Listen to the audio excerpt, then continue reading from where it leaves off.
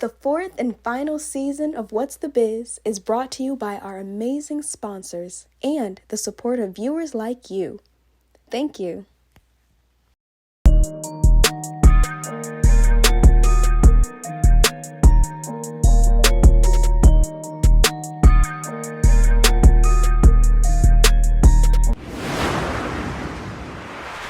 What's up, everybody? It's Tejal here with What's the Biz with TJ.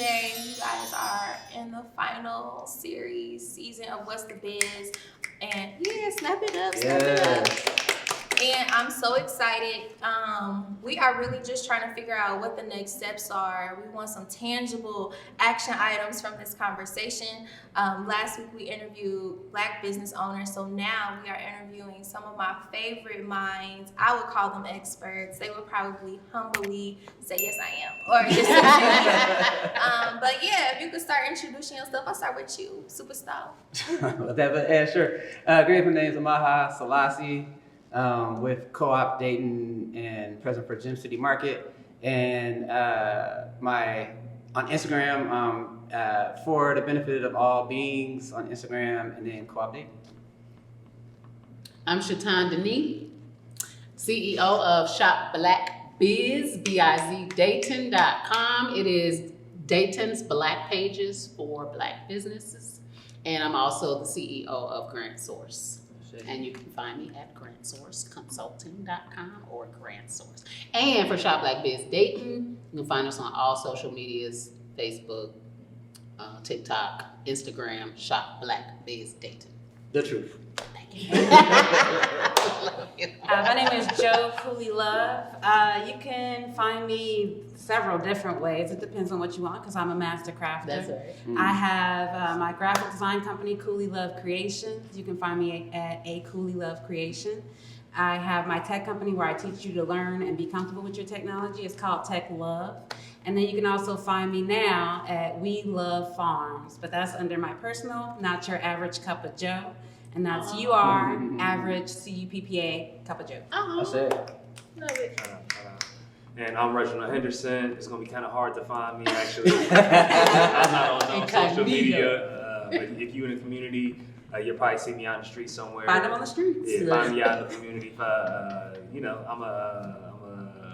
I'm out here. So thank you guys for being here. When you first got the invite, what were y'all thoughts? I was excited. I've been dreaming about you since I got back. Oh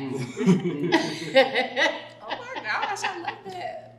That's real. Yeah, I was extremely excited because y'all don't know, I've been trying to get on the show for 4 seasons now. Hey, shout out to that. When I got the email, And you She saved the best for last. Yeah. It was the spirit. I be asking God, okay, Lord, I'm about to start this season. Who you want me to interview? And whoever pop up in my face or my inbox is who I ask. So I didn't even interview some of my family members. So it was nothing like that. But I'm glad y'all here. Thank you for inviting me. Thank you for inviting Yeah, I'm definitely, I felt honored because I didn't even think I was on your peripheral to speak on anything. But, I try to be where I'm asked to be to help. Nah, I'm just really, I don't really force anything. I take a mental note of where everybody at, and I'm when we connect, we connect. When we do it, we do it. You know what I'm saying? Mm-hmm. And I've always admired you, and then I was in super admiration when you ran for commissioner, and so I was just I think what led me to ask you to be a part of this conversation was just what you talked about when you were running for commissioner. You were really all about the cause. You were really about Black people. You're really about community, and you stood on it. Sometimes I feel we get into positions and we kind of have to water ourselves down, but I feel you were your complete self, and that's what I needed today. Thank you. Yeah, Absolutely. I agree with that. Okay, so we're gonna get right into it. So when we had the conversation with Black business owners, a lot of them talked about facing discrimination. And when we think about the next level of our economy, how should Black business owners handle things like discrimination and injustice? Arm yourselves with knowledge. Knowledge, know-how. If you don't know it, get some help. We talking about an ecosystem up here. We're organizing. So yes, arm yourself with knowledge because nobody can take your knowledge. Absolutely. We learn the system, just learn the system. I love learning the system, and I use it to my advantage. So learn the system, educate yourself, and the confidence will come after that, I think. People think capital is financial capital, living capital, but your capital actually starts with your spiritual, your human, your intellectual capital. And a lot of people don't focus on the fact that nothing can be made without a person. Nothing can be made without you. So you actually hold all the power in every interaction that you're in. And if you take that into every interaction, you know that nothing can move without you. But I think even further, if we come collectively and cooperatively, like other nationalities and other ethnicities do, we can then harness all of that to say, also when you try to discriminate, you're not gonna move without us. So where I know that some companies and some businesses will actually go back to their supplier and manufacturer and say, if you do business with this Black company, we'll pull out. And so they'll have them pull out of Black companies or raise up the prices or jack up the prices because now that Black company is being competitive and now that Black company is getting on that level. And so the white company will say, oh, I'm gonna take my money from you. And so the manufacturer will pull their money from the Black company. But if we came collectively and said, okay, if you do this, you will never see another Black dollar, ever. Then we have now hold the power. You can't move without us. So I think we have to hit it two-pronged, individually and as a cooperative. Yeah, like that too. For me, I would say that arm yourself and like get some armor. When it comes to discrimination and injustice, it's really attacking people's emotional side, emotional states. And if you don't arm yourself and be able to have armor to defend yourself when shots are thrown your way or when things are not going your way or people are actively working against you, you have to be ready for all of that stuff and not take it to heart, be able to look at the situation to understand what the truth of the matter is and really know that some of these spaces are not meant for us. And we need to stop trying so hard to get into spaces that's not meant for us, even if we are in this situation as a unit, as America, whatever the case may be. There are some things that we are not going to gain access to, and that's okay. Can I ask a question? What does it look like to arm yourself? Because me personally, like I have been experiencing like the struggles, like there's this whole underlying thing of access, like even like when it comes to payments or things like that, like a lot of us are living in survival mode. And so how do you arm yourself when you're trying to put food in your family's mouth and like don't nobody really understand that?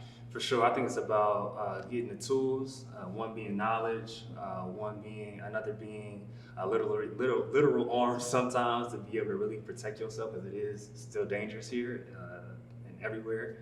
But just getting yourself the tools and understanding the system, understanding the processes, understanding everything that you can, so that when you do get into those situations, you can act accordingly. No matter if you're taking the legal route, if you're doing it in the other types of routes, you just got to know what's going on and be able to have everything that's necessary to fulfill whatever process you're getting yourself into. Yeah, go ahead. It's interesting. Maybe think about like being like water. You know what I mean? Like how we keep flowing and moving in the midst of all the obstacles, right? Like Joe's shirt says, rule. You know what I mean? We think about like how do we rule the time? You know what I mean? Like there's a set time for everything. You know what I mean? And so like how we live within this moment and this time frame, where it's like, there's like a Black redemption rising, you know what I mean? So I think part of arming ourselves for me would be, like you said, that ecosystem, right? Like how we understand, like how we move as a unit, you know what I mean? Because the opposite could also be true, right? Like if you move in such solidarity, there'll be organizations that say like, we won't keep business with you unless you support them, you know what I mean? So like how we're building our ecosystem, because systems fight against systems, you know what I mean? So it's like how are we building up ourselves, you know what I mean, and supporting ourselves, as a mechanism against those that are trying to disband the flow of creation. I would also say to that, in my sense of arming myself, I keep myself. And that is knowing who I am and why I exist. And I exist for a purpose. I wouldn't be here without it.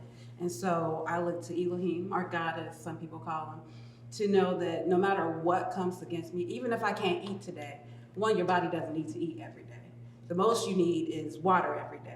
And you can find water aplenty. Like it's more of a training your brain and a readjustment of what you actually need. Because this society will have you believe that you need all of these materialistic things to survive, and you don't need that to survive or to thrive, truly. You actually just need to know who you are in every moment. Okay, y'all, let's get in deep. I knew it was gonna get deep. So just to recap, in case it's real deep for you, we got stay grounded, know yourself and who you are, stay armed up, put your armor on, in and out, and then be like water, okay? Chataun, what you got? Educate yourself. Educate, yes. Always. Yes. Crack a I love book. that. What barriers do you guys feel like our community, Black business owners, face, internal and external?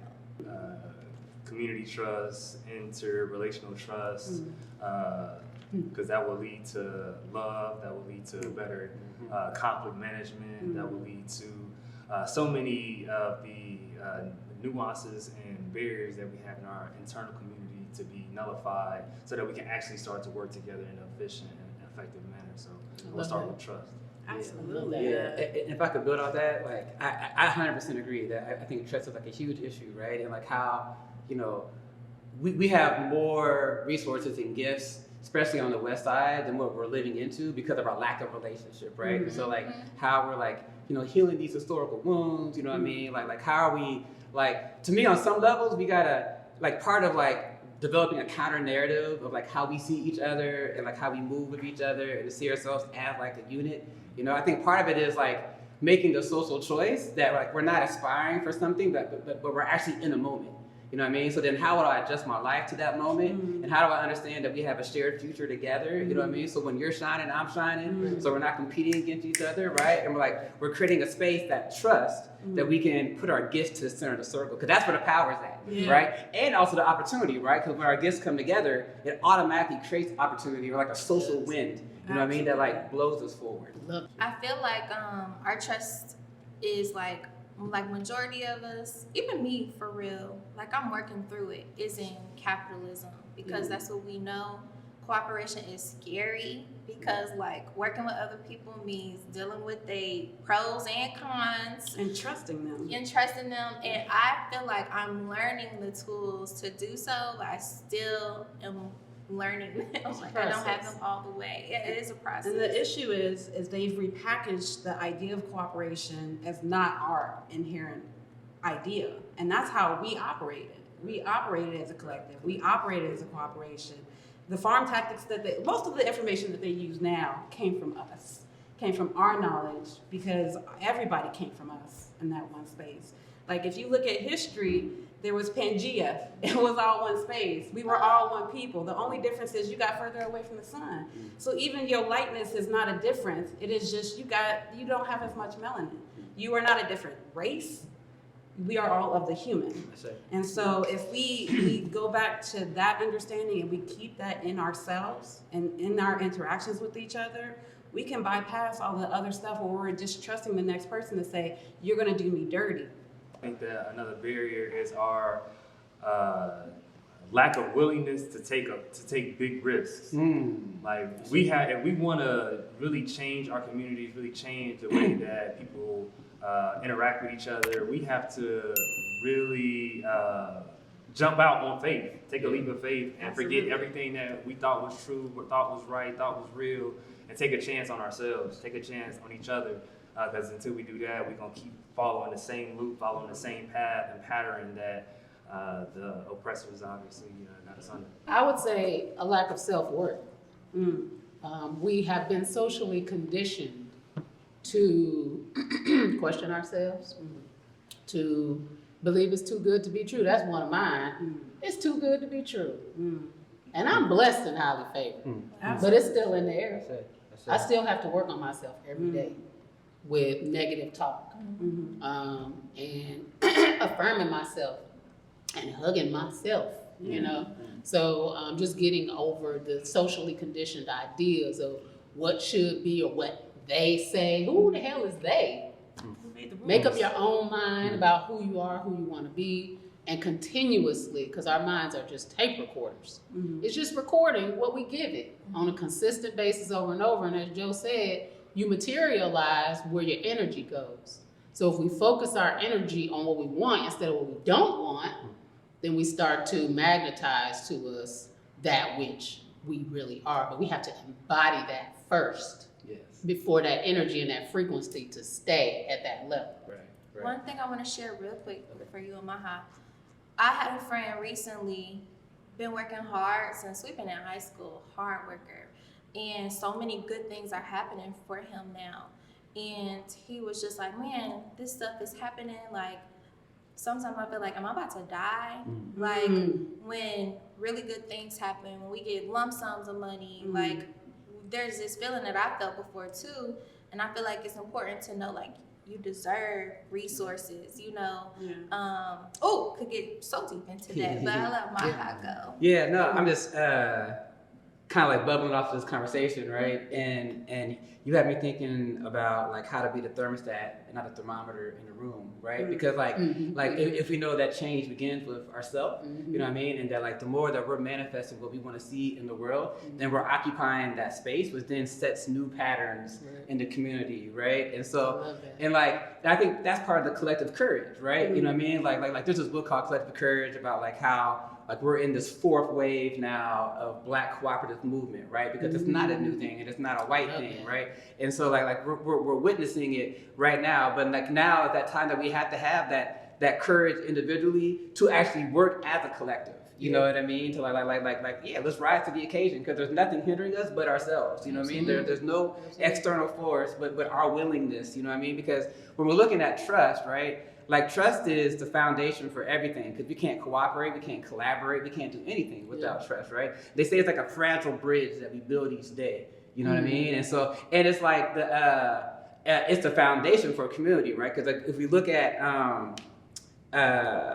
the Gibbs triangle, right? It shows that community is trust, and then we move up. But if we don't take the time to build the deep relationships, what ends up happening is that we put our most time in the least important thing. So it inverts the triangle, right? So we're trying to hold this whole thing up on this small little precipice because we didn't take the time to build those deep relationships, right? Knowing that, you know, our connectivity is more important than critical mass, you know what I mean? Having these deep relationships, these deep connections, because I'd rather have 5 people that was like about it than like 20 or 100, you know what I mean? They're like, oh, I don't know where they're gonna be when they come, you know what I mean? Like, so I appreciate what everybody's saying. Yeah. It's the concentric circle of collectivism, where you got to start with that ones in the middle that you know are your core people that you know are down for it, and those people will eventually spread out and guide the others. But it's having those conversations and knowing that your core is there, and that's even in yourself, knowing that your core is there before you start trying to build out to anything else. The principle of Jesus and the 12 disciples. Absolutely. Look what happened. I say.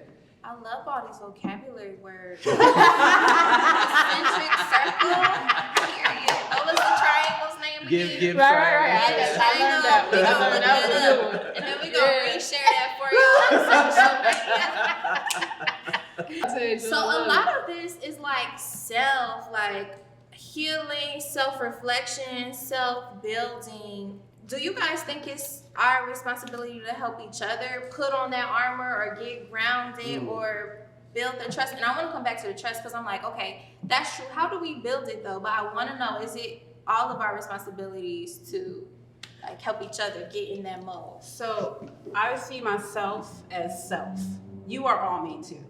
We cannot come from the same cup if we were not from the same cup. Like, you know what I'm saying? The energy that's around us is the same energy. If you look at science, energy has never died, it has never been destroyed, it is only recycled. So we are even our ancestors. We are all us. So how could I not work on myself as working on you? And even on working on myself, that is, as Mandela said, just being willing to shine my light so you feel comfortable enough to do it yourself. I would only say that I think like part of that process is like moving from a triangle into a circle. Right? Because like if we're going to shift paradigms, we need to have conversations in a new way and create new type of structures, right? And like the circle implies equality, right? Yeah. Like the circle is a way that like through harnessing our collective experience, harnessing our collective like people's knowledge, we can develop our own praxis to moving forward. And I think part of building the deep relationships is that we don't spend enough time sitting together just talking, you know what I mean, and getting to know each other and continue to like build this praxis of like how we're gonna move forward. And I'm reminded of Darshil, right? Because like I'm quick to go into isolation, you know what I mean? But she's always reminding me like no. You're quick to go into isolation. I don't know what isolation is. I'm not kidding. Go ahead. And so it's like, you know, the power of the circle of like, yo, like you know, if we truly are the ones we've been waiting for, then we need to be amongst each other to make this thing really happen.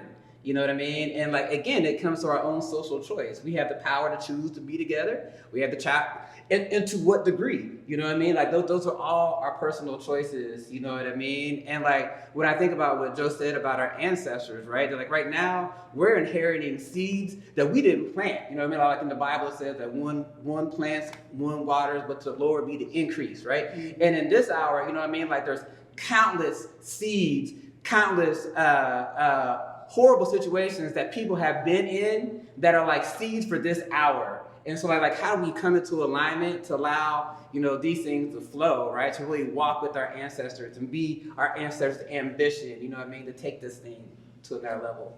Love that.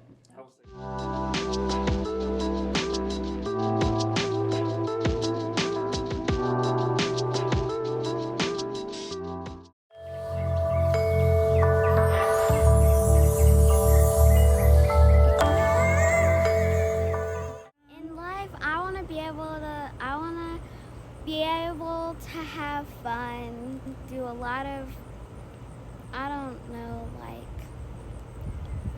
inspire people to do what they love in life. My job would be an artist, actually. It would be an artist to inspire people. I would want, wait, what are you talking about? So when what did I say it was gonna be again?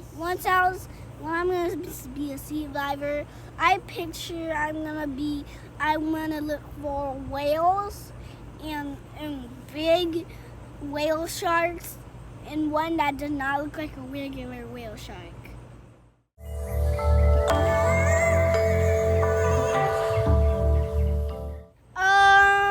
If you only care about the color of my skin, I would say you can go no. I don't care live about your somewhere else. I would say go live somewhere else. I don't care about your stuff. I don't care about your words. Get away from me. If you're gonna judge people about their skin, how about you go live somewhere else where people will judge you? If you're gonna judge someone else, you should really take a look at yourself first. If you wanna judge other people at that point. Make someone judge him. Ooh, that actually sounded good. I would say that there is a level of class suicide that comes with that as well, meaning that when you have access, you have to give that access in some way to the people without. The concept of class suicide, I believe, comes from Huey P. Newton, and it's basically about it's more of a class type thing where a middle class person will have to be able to connect and relate and really support those of the impoverished community, the lower class, the working class, and really take themselves out of their middle class value system and literally put themselves into the mindsets, into the lifestyles, into the environment of the working class. And people aren't willing to do that. You don't see people giving up millions of dollars, these millionaires giving up hundreds of thousands, millions of dollars to really support in fruitful ways and in ways that will be long-term, that will have long-term impact on communities that need it most. And I think that's what we need in order to really be collectively greater, to rise the tide. I have one. Got a stat for y'all. There are 53,000 working Black adults in Dayton, Ohio. 53,000? 53,000. Okay. If we, with the majority living on the west side of Dayton, if we each spend $100 with Black businesses on the west side of Dayton, we could circulate $5.3 million a month. Absolutely. What if we spent $500? It's basically $64 million a month. Wow. That's the economy. Wow. We can spend our money in other places. However, if we concentrate our dollars and be conscious about spending with the businesses, our neighbors and our family members, that's to me relying on each other. It's gonna take an entire mindset shift, you know, cultural competence, knowing that we have businesses over there and being conscious about spending. Absolutely. I agree to a certain extent. We lack the infrastructure.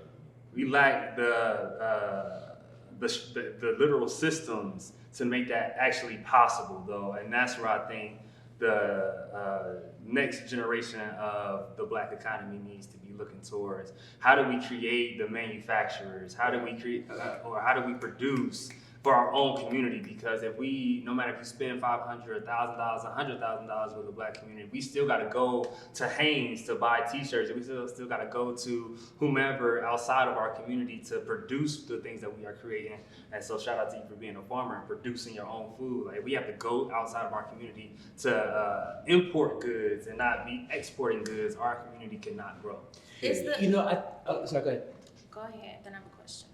Yeah, like, when we were building the Gem City market, like, you know, when we were in our ideal stage, we wanted Black through the whole process. It was like, we're gonna have Black architects, we're gonna have Black this, we're gonna have Black that. And then when we started getting time to like put out RFPs, this, that, and the other, like, we didn't have, there wasn't the infrastructure. I was like, damn, like, we for real, can, so it's not even a willingness, it's like we don't have the infrastructure to even implement it. Right. You know what I mean? And so it's like, you're like, so how are we building this pipeline, right, to build this Black infrastructure that we could be like Marcus Garvey, like from, you know, raw product all the way through, you know what I mean? That we could circulate. Because right now, it's what, like, I don't know how many seconds, like 0.2 seconds or like 3 like seconds. how 3 seconds the money leaves the So Black community. I You keep know what I my mean? You said something that really hit home for me is like people would try to shop with Black businesses and then as soon as it don't work out of the door. Out of the Black It's like you didn't really try. You didn't. You didn't really give us a chance. It's Yeah, gonna take that's real. multiple chances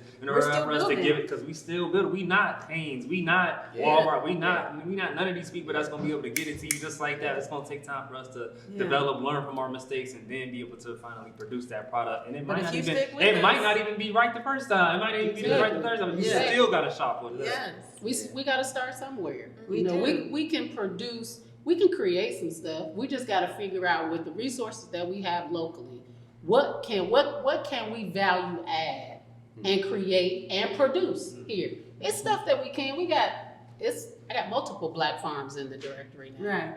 We can supply our own produce to our Black vendors. Right. They don't have to go to Kroger. They can buy from us. They can. We can produce some stuff. We just got to figure out strategically what that is. Who is putting that Interesting. strategic? Yeah, okay, my fault. There's two things that came to mind. I want to talk about building trust, but I also want to like flash back to a conversation that me and Reginald had a few weeks ago where I was like in his office going in, frustrated, and I'm like, what are our principles? And he was like, we don't have any. That's the problem.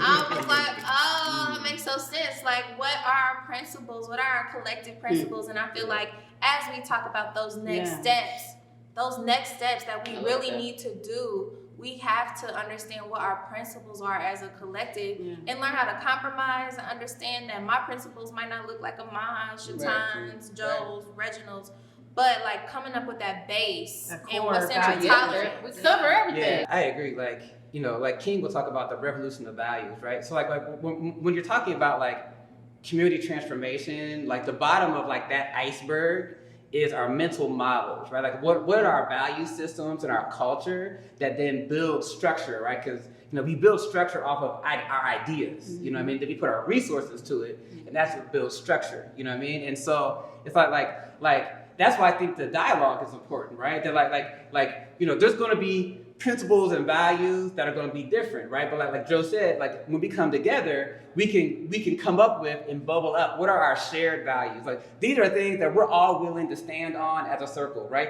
And if it's just one principle, like why not move forward on that instead of saying we got to agree upon everything before we take one step forward? You know what I mean? Like that. Love that.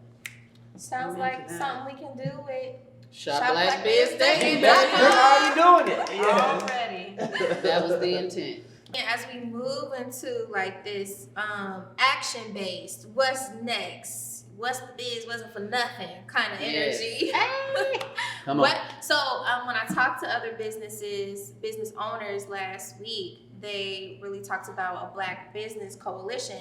But as I was thinking, I was like, okay, what about like a Black economy coalition, which it includes like not only entrepreneurs, but it includes community members. What does it look like to build that? What do those first steps look like? Like let's lay it out. Can I go first? Yes. Because we have started.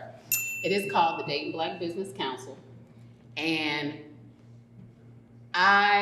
there are several of us, Network and Chill, Whitney, with the Greater West Dayton Incubator. That's it. I wanted her to launch Shop Black Biz Dayton, but I ended up doing it because I knew we needed it. Right? It's my community service. And Camo with Trap House.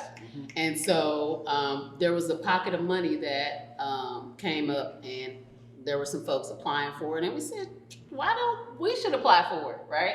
We doing the work, right? So we didn't apply for the grant. However, what it did was it organized us. So at least the 4 of our organizations, we have come together with a shared vision to say, hey, we are all supporting Black businesses in our own way, in our own personal time, using our own resources. Why not come together? We could probably move further faster.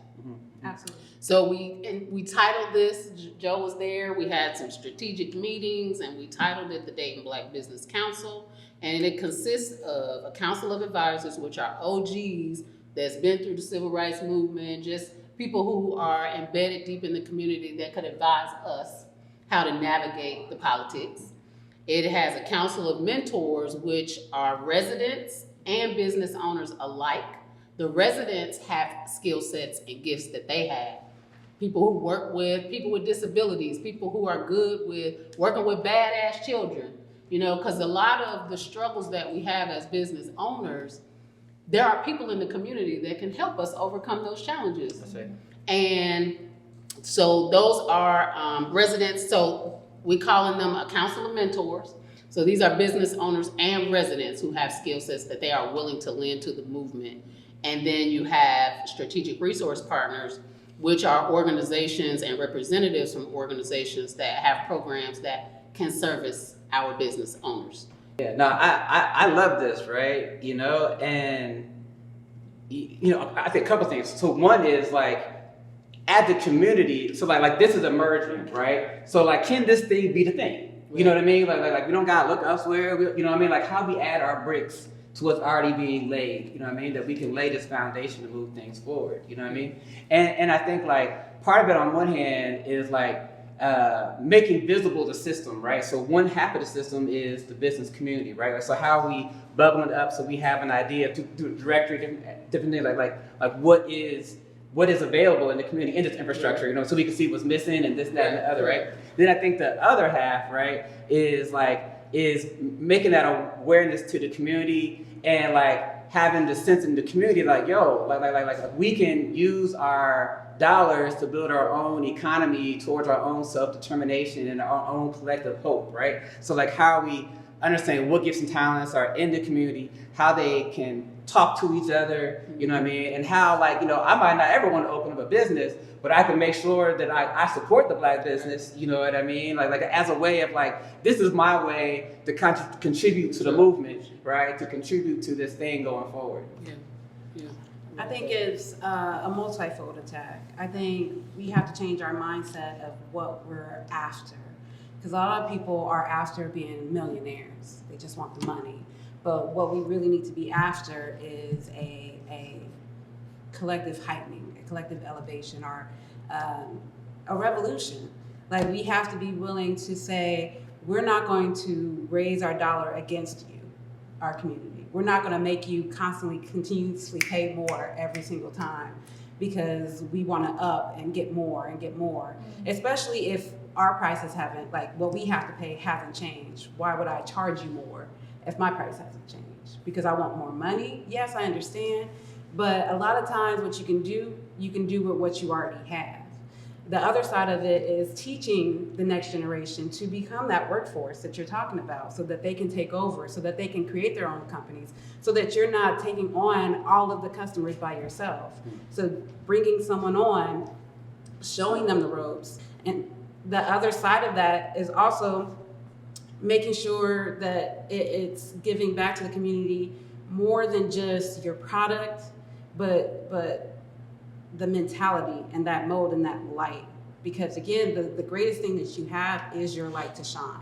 So even in your interactions with your customer, the customer service part of it is more important than the product part of it. So offering, instead of that attitude, offering the understanding, offering that conversation, offering the ability to work with that person. Like me personally, because I made so much on people buying my products, when someone came up and said, I don't have the money, I just gave it to them.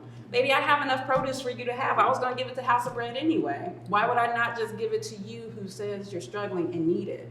So then next time around, if you do have the money, maybe you'll spend with me. If you still can't, I'm still gonna give it. I think you really go into my next question is like, one thing that I've noticed as a consumer and a business owner is sometimes it feels really one-sided. It feels like buy from me, buy from me, buy from me, from businesses, all businesses. But like, how can Black businesses like make it to where it's kind of a more reciprocal relationship? It's not just buy from me, use my service, like what you said. It's like, you buy from me, I have extra, I give when I can. Reggie, what you thinking? For one, business is not meant to be giving back. Business is made to make money, and strictly that's for profit. So we can't look. I don't think we should be looking at businesses as the community support organization. Like, it's going to do what it can, when it makes sense to do it. But businesses in themselves are meant for profit and to get the most amount possible. So I think on a root level, we got to look at it from that standpoint. Businesses and organizations want to be more active or have more mutual relationships with the people in the community. I think they need to get outside of their business and look to people as their brother, look to people as their sister, look to people, as humans, as the ones that are really helping them to be who they are in community. Because without because if you look at it as a business, you look at them as a customer, so changing the relationship dynamic. I think from the onset, stop trying to be a millionaire, because that's all that business is supposed to do. Start thinking about how we can build people to people, person to person. Yeah, I think that's a good insight, right? Because, I agree, within a capitalistic system, it's like how much capital I can extract, you know what I mean? But so how do we make businesses that are strong, durable, but also like part of a movement? You know what I mean? Like see themselves as like a I think cooperative is definitely a structure, right? But it doesn't have to all be cooperatives, right? But how do we have this dance that like I shop with this thing because I also know that this business is giving back or supporting the drill team or whatever. You know what I mean? In the community. Yeah, buy it in the community. You know what I mean? So like changing some of the underlying narratives of like how business as before has run. You know what I mean? That like we can create that next type of synergy. You know what I mean? Because we need strong businesses. We need businesses that are creating jobs. You know what I mean? And also like something that the community can believe in, that compels us, you know what I mean? Because like if we're talking about fighting a system, I don't think it's about like tearing down as much as it is like, let's show what's possible. Let's build something so compelling, right, that it makes the old obsolete, like quoting that saying, right? You know what I mean? And so like how do we reimagine that? You know what I mean? They're like, we don't need the million, we don't need 200 the CEO that has to make 200 times more than the average worker, you know what I mean? It can be 10 times more, 20 times more, whatever, you know what I mean? That like we can distribute this stuff more, that we're building these strong jobs, you know what I mean? And I think on some levels we have to see ourselves as a unit. That's why I think like seeing ourselves as a movement is so important, right? Because if we see ourselves as like dispersed out, then we'll still be that divide and conquer that you was talking about earlier. But like we see ourselves as like a spearhead of like moving forward, crossing this precipice into this new space, you know what I mean? That's gonna take all of us together, you know what I mean? Then we can acknowledge our human dignity amongst ourselves, right? And continue to learn from each other, gather our resources together, right? And see what we can be together, you know what I mean? But I don't even know I don't know what we can be, you know what I mean? But I know we can be more than this.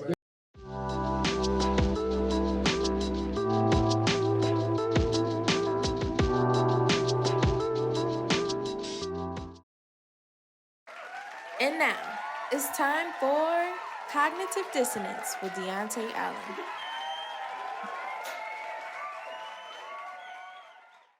If you take on a project that you don't have the capacity for, and you gotten paid, my G, you're not a hustler. You a jack. Okay? You know what's weird though? How far I gotta commute from my neighborhood to get resources allegedly meant for West Side Dayton business owners? Because by the time I fought my way through traffic, got my entire spine realigned from hitting every pothole going down Main Street, I'm thinking to myself, hey, who do you really serve? Okay? I'll tell you another thing. If I order a product from you, okay, and your website says it'll be 3 to 5 business days, and Jesus comes before my product does, bro, you're gonna be the one that needs some prayer, okay? You gonna need Jesus in a minute. That's all I'm saying. If you have a need for my services, but you don't have a deposit, you don't need to find somebody else. You need to go to hell. If the quality of your product, okay, doesn't match the price I paid by the time it reaches my table, don't be surprised about an anonymous Yoke review from Gem City Dragon _443. That's all I'm saying. You wanna know what else is weird? People fail to realize that change starts at an individual level. Like black people be up in arms ready to fight for change, but they won't square up with themselves. Is the community a problem, or is it your limiting beliefs? I'm just saying, man, cognitive dissonance is mother. And check this out, one last thing. I love community. I really do. But if you ask me to be on a project, and you got more project at the end of your budget, please go find somebody else, because I cannot keep working for free. I'm not going to do it. I'm done. Ask your mama. Okay? That's all.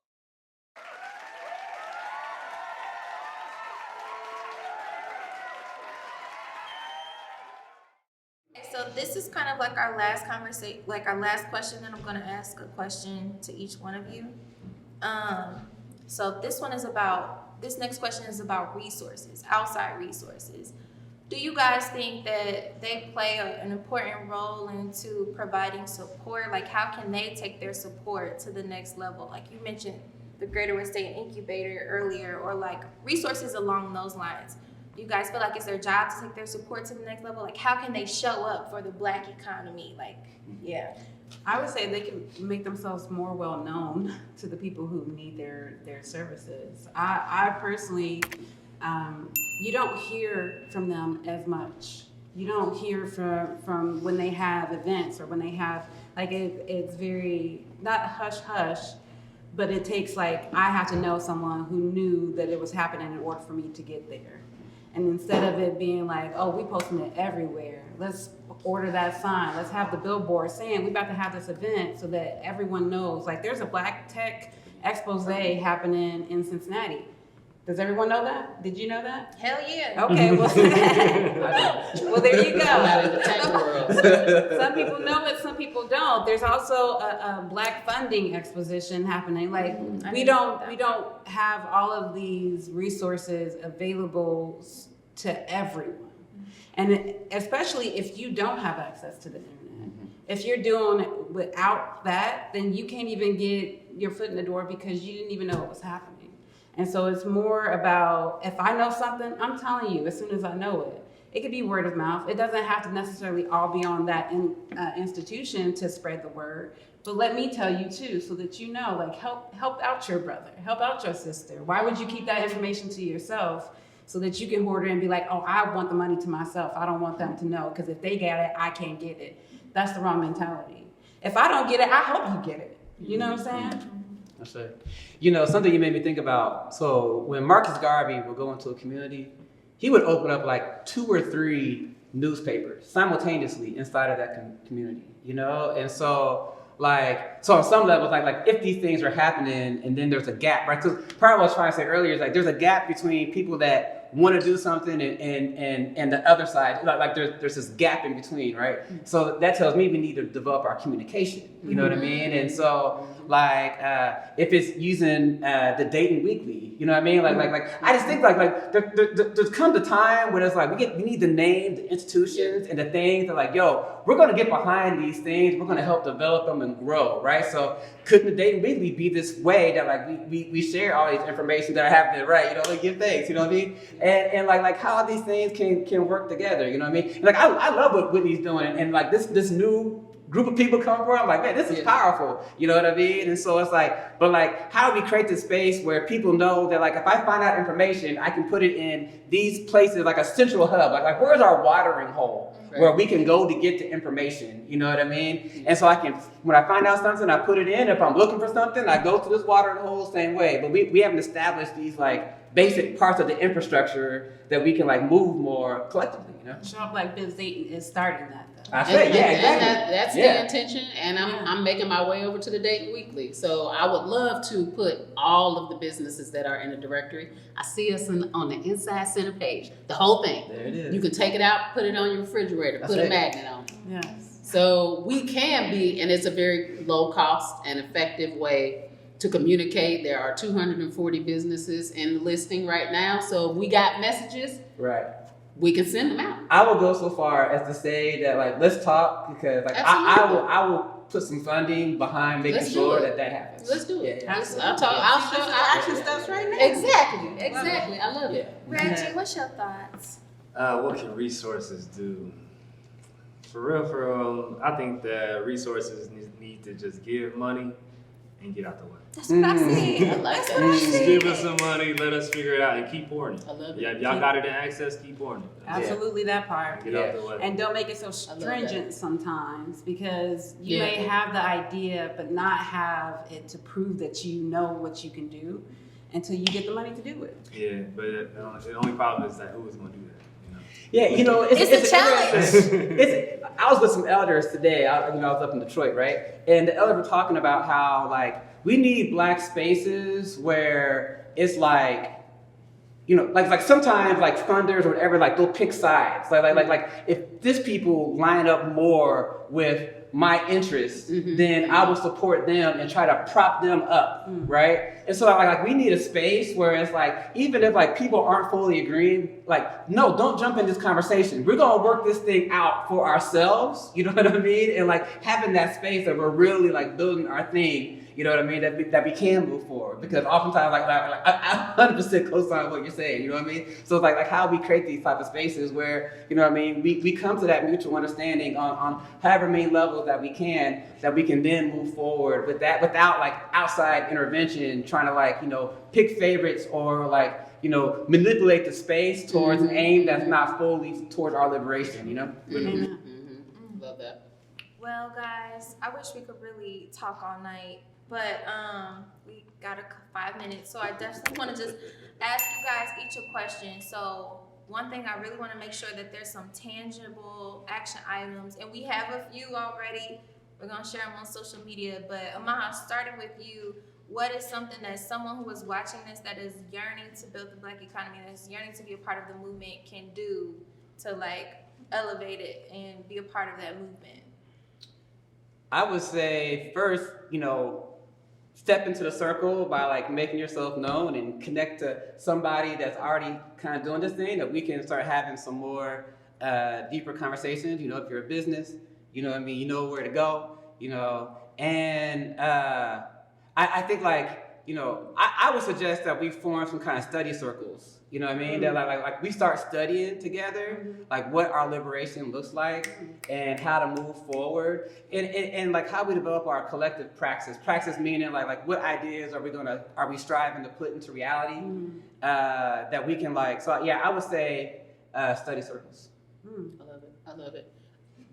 As Shop Black Biz Dayton CEO, I would love to host those. My I would encourage everybody, not just business owners, but there's a section for you to get on the newsletter as well.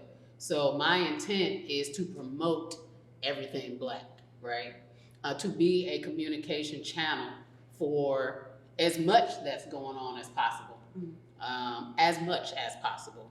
And so I would say sign up for the list, and as we talk and we come up with, say we do a monthly meeting, you know, where we start these planning sessions to at least get us started, we can invite all the folks in the directory, you know. We got a core group of Black folks who took the time to sign up and give us their information, and we should use it. That's it. Absolutely. You better hide that logo, because they ain't paying for it. All right, Joe, keep going. I would say, and I have practiced this, shop Black, like, or don't shop at all. Like, you don't need half the stuff you buy. So unless you need it and unless you can find it with a Black person, don't buy it. And there are Black companies out there. Sometimes you got to order online, but there are Black companies that can fulfill all your needs. There's even a Black cellular company. There's a Black bank. There's Black clothing lines. There's Black grocery stores. There are Black everything if you take the time to do the research and find it. They might not be local, but they are Black. And so shop Black as much as you can, or don't shop at all, because they will also see your lack of dollar circulating as a message. I would say reach outside yourself. Like, if you was mad at somebody, like, get over it. If you was going through something, man, you gonna get through it. You just gotta put it behind you. Like, anything that you felt like you weren't supposed to be a part of or not necessarily interested in, just sometimes you gotta say F it and just go for it. You know, just jump off the porch. So that's what I would say. Jump off the porch. I love it. Thank you, Taylor. Thank you. Well, thank you everybody for tuning in. We really appreciate this journey. This is the 4th and final season. I want to thank everybody for coming, y'all. Thank you. Amen. And thank you, Maha, who drove all the way from Detroit, is gonna drive back in the morning. Thank you, Black Box Improv, for just hosting us in this space. Click the link. Actually, you can't click it. Check out the link below if you want to see what classes they have and what shows that they have, and see how you can get involved. Thank you, Launch Dayton, for just really believing in this conversation and really supporting What's the Biz. Shout out to Moves Media, but y'all gonna be all on the promo. Yeah. All right, thanks y'all again, and we'll see you later. Bye. Peace and hair grease.